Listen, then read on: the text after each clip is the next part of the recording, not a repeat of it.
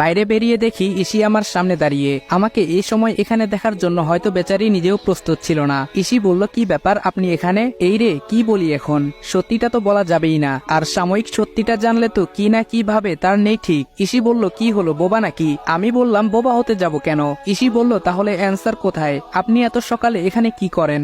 বেঁচে গেছি, দেখতে পাইনি আমি কোথায় থেকে বেরিয়েছি। আমি বললাম, ভাড়া দেওয়ার সময় এরকম কোনো শর্ত দেওয়া হয়নি যে নিজের রুম ব্যতীত বাড়ির অন্য কোথাও যেতে পারবো না, আর গেলে সবাইকে কৈফিয়ত দিতে হবে। আমার জবাবটা ম্যাডামের পছন্দ হয়নি, তা মুখ দেখে বেশ ভালোই বোঝা যাচ্ছে। চোখে মুখে বিরক্তি নিয়ে কিছু না বলেই চলে গেল। বুঝতে পারলাম কাল সারা রাত ইসি আদির রুমেই ছিল। চোখগুলো লাল হয়ে আছে, ফুলে গেছে, তার মানে কাল অনেক কান্না করেছে সে।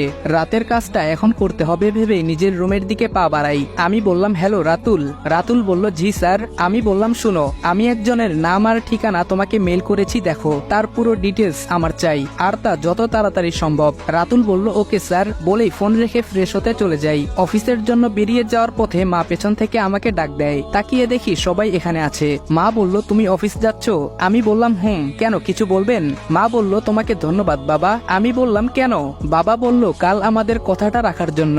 আমি বললাম, ও আচ্ছা, ঠিক আছে, মানুষ হিসেবে এটা আমার এক প্রকার দায়িত্ব বলেই মনে করি। পেছন থেকে ভাবি বললেন, তা ভাই, আমাদের সাথে ব্রেকফাস্টটা করে যাও, ক্ষতি কি তাতে? ভাইয়া বলল, হ্যাঁ, তা তো ঠিকই বলেছে, তুমি আমাদের বাসায় থাকো আর রোজে দেখি তুমি বাইরে রেস্টুরেন্টে খাবার খাও, এর থেকে বরং আমাদের সাথে খেলে কি এমন হয়? বাহ, বাড়ির সবার পরিবর্তন দেখে আমি রীতিমতো অবাকের সর্বসীমা অতিক্রম করে চলছি। আমি বললাম, না, কোনো সমস্যা নেই। মা বলল, তাহলে বাবা খাবারটা খেয়ে নাও। আমি বললাম, পরের বার থেকে খাবো, আজ আমার অফিসে লেট হয়ে যাচ্ছে, আসি, বলেই বেরিয়ে যাব।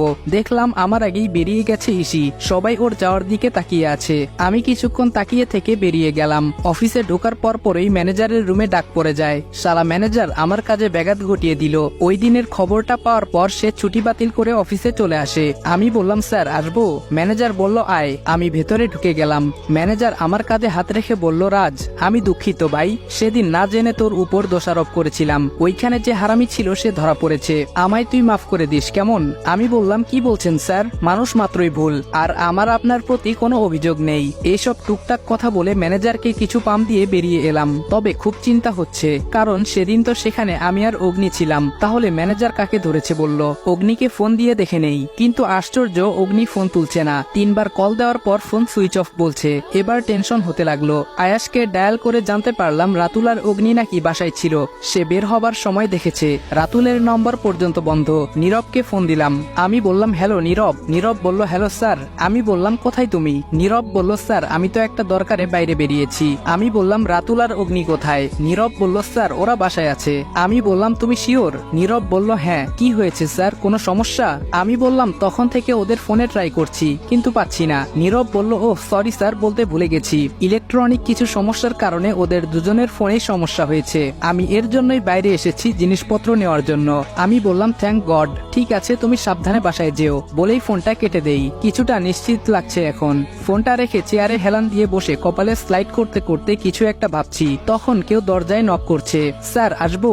আমি বললাম, এসো। রমিজ বলল, স্যার আপনার কফি। আমি বললাম, হোম রাখো। সে কফি রেখেই বেরিয়ে যাবে, তখন আমি বললাম, দাঁড়াও। আমার কথায় সে চমকে যায়। চেয়ারের দিকে ইশারা করে বসতে বললাম। ওকে বসিয়ে আমি দরজাটা লক করে দিলাম।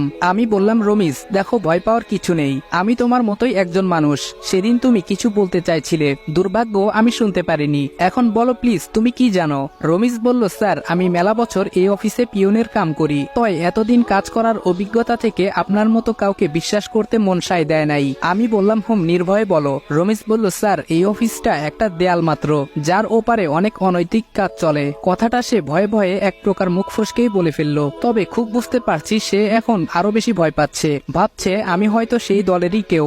আমি উঠে গিয়ে তার কাঁধে হাত রেখে আশ্বস্ত করলাম, স্যার আপনি জানেন কি না জানি না, তবে এই অফিসের বস কিন্তু রাইসুল আহমেদ না।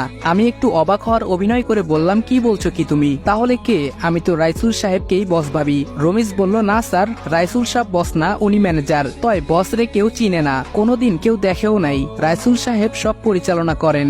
আমি বললাম, তুমি এসব কি করে জানো? রমিজ বলল, সাব দেওয়ালেরও কান আছে, আর আমি তো মানুষ, সারাদিন অফিসে কাম করি। আমি বললাম তার মানে তুমি আড়ি পেতে লোকের কথা শুনো, তাই তো? কথাটা শুনে রমিজ কিছুটা ভরকে গেল। রমিজ শুকনো একটা ঢোক গিলে বলল, না সাব, তা না। আমি বললাম তাহলে কি? রমিজ বলল, স্যার কিছু কিছু কথা আসতে যেতে নিজের কানে এমনিতেই চলে আসে, তাতে আমার কি করার আছে আপনি বলেন স্যার। আমি বললাম আর কি কি জানো বলো। সে এতক্ষণে বুঝে গেছে আমার সাথে এসব শেয়ার করে ভুল করে ফেলেছে, তাই কাচুমাচু হয়ে বলল, আমি আর কিছু জানি না সাব। আমি বললাম দেখো আমি জানি তুমি অনেক কিছুই জানো, কিন্তু এখন যদি না বলো তাহলে তোমার এতক্ষণের কথা সব রেকর্ড করা আছে, সব ম্যানেজারকে শুনিয়ে দেব।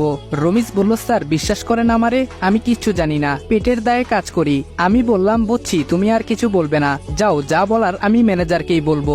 রমিজ বলল, আপনার পায়ে পড়ি সাব, আল্লাহর দোহাই লাগে, কিছু কইেন না সাব, তাহলে আমারে জানে মাইরা দিব, বাঁচান আমারে সাহেব। আমি বললাম ওঠো। আমি রমিজকে উঠানোর সাথে সাথেই কেউ দরজায় নক করলো। মেজাজটা ঠিক 440 ভোল্ট হয়ে গেল। কোন শালার? আরে আপনি, আসুন আসুন। ইসি বলল, বিরক্ত হচ্ছেন মনে হয়। আমি বললাম কেন? ইসি বলল, না দেখে মনে হলো। আমি বললাম সব সময় নিজের ভাবনাটাকে ঠিক ভাবাটাও কিন্তু ভুল মিস। ইসি বলল, ইশিতা জামান। আমি বললাম ও আচ্ছা, নাইস নেম। ইসি বলল, আপনার সাথে গল্প করতে আসিনি। আমি বললাম আমি কখন বলেছি এটা? ইসি বলল, ফাইলগুলো নিন। আমি বললাম এইগুলো কি আমার কাছে জমা দেওয়ার জিনিস? ইসি বলল, সেটা আমি কখন বললাম? আমি বললাম দেখো ইসি, দেখুন মিস ইশিতা, আপনি কিন্তু রীতিমতো তর্ক করছেন। ইসি বলল, আই এম সরি স্যার। আমি বললাম ইটস ওকে। ইসি বলল, ফাইলগুলো আপনার ছিল, পরশু ভুলে আমার ফাইলের সাথে চলে যায়, তাই আমি কমপ্লিট করে রেখে দেই, কিন্তু এখন দেখছি উপকারের বিপরীত শাস্তি। কথাটা আসলেই অনেকটা সত্যি। আমি বললাম oh, I am sorry and thank you so much.